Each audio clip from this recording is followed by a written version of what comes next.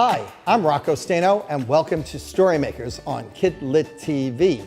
I want to shine a little light on a subject today, and we have Fred Koehler with us. Hey, Fred. Hello, Rocco. And the reason for the flashlights is today is your book birthday for Flashlight Night. Yes, the book I illustrated, written by Matt Forrest Essenwein. We have to talk about Flashlight Night. It's a poem. The book is written in verse. It is. And so when I got this manuscript, and a manuscript is what the publisher sends to the illustrator to see if the illustrator wants to do the drawings. So they sent me this beautiful poem, asked me if I would be interested in illustrating it, and as soon as I read it, I said to myself, yes, yes, yes, there is no way I can refuse this illustration project. It's because you like flashlights? Well, because I grew up in the woods, running around with a flashlight with all my friends, and this story reminded me so much of being a kid playing with a flashlight that I had to do the drawings for it. Did you do like flashlight battles and tag? Of course, Yes. Of course, and capture the flag and hide and seek and anything you could play in the woods. That's what we used to do growing up. Then you had to create the drawings for this book. Yes, and so the what if, the what if that I gave myself when I saw this, this text, this beautiful poem, I said, what if that flashlight, when you turned it on, the beam of the flashlight turned their ordinary world into a magical world. And I played with that, and we ran some ideas past the publisher, and they said, oh, this is fantastic, we should do it exactly this way. So I went about to see what it would take to turn this flashlight beam into a magical landscape within the kids' backyard. A magical landscape. So how did you do that? So this story, it talked about castles and old ships and waterfalls and all of these really, really cool landscapes that we don't have in Florida. So I got myself a plane ticket and I went to somewhere where they did have all of these beautiful landscapes, and that was England and Scotland. Oh. And I took my camera and I took my backpack and I hiked up and down the coast, and I took pictures of all of the beautiful places I saw, and then I turned those into drawings. In this opening scene, you see the kids in their treehouse, but if you look in the flashlight beam, the treehouse has started to transform. So instead of fence posts, you have trees running through the background, and instead of the wood, you have bricks on their treehouse. So that's the first scene. But then the deeper you get into this story, their fence turns into an old, broken down fence. Their backyard turns into a deep, deep woods. And there are things hiding in the woods. Ooh. And then their hose on the ground that is splashing water turns into a giant waterfall, and they run and hide underneath the stairs, and under the stairs it turns into an Egyptian tomb.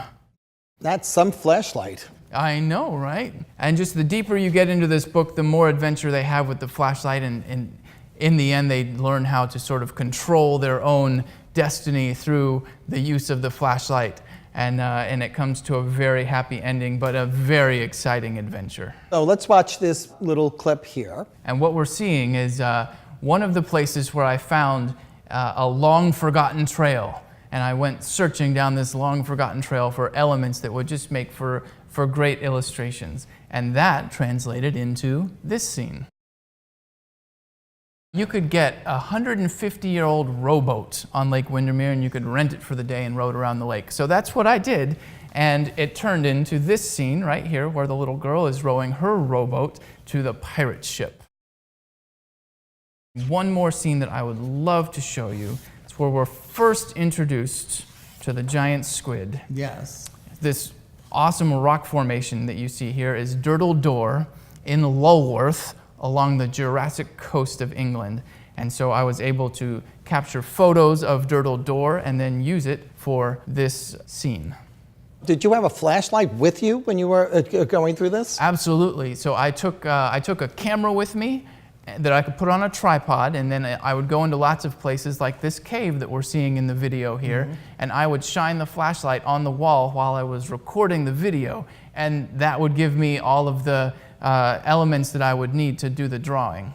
What was the favorite thing you saw on your trip to do research for this book? Well, my favorite place was Lake Windermere. There was a wonderful fish and chips spot where I could get fried fish and chips every day. But besides that, there was some amazing hiking. There were castles, there were waterfalls, the caves were there. So every day I went out and had a different adventure and got to turn that into this story. And you had a copy of the poem with you when you were traveling. I had a copy of the poem with me, and everywhere I went, I was looking for images that reminded me of the words, the beautiful words from that poem. Thanks for coming here today, and thanks. This is some crazy. You were showing me something with this. Look at that, a crazy flashlight. Listen, this flashlight is coming home with me Yes. to Lakeland. Tell the people of KidLit TV that it's gone. You have a few other books. You have One Day, short, very short, and shorter than ever stories, and Puppy, Puppy, Puppy, which you did the illustrations for. And there is a Ready, Set, Draw segment where you show boys and girls how to draw The puppy. the puppy. And this book, I understand, is going to be available, if it's not already available, in Target. Yes. So Pick yours up today. at Target. Puppy, Puppy, Puppy. Thanks for coming. And you know, one of the things on KidLit TV is I get to wear a bow tie from a company called Bow, B-E-A-U, ties. And as a little souvenir, maybe with the flashlight, but if you decide to leave the flashlight here, you get to take home a bow tie. I know you're usually a casual guy, but next time you're out and about, you can wear a bow tie and think of us on KidLit TV. Can't wait. So remember, until next time, give a kid a book in any format.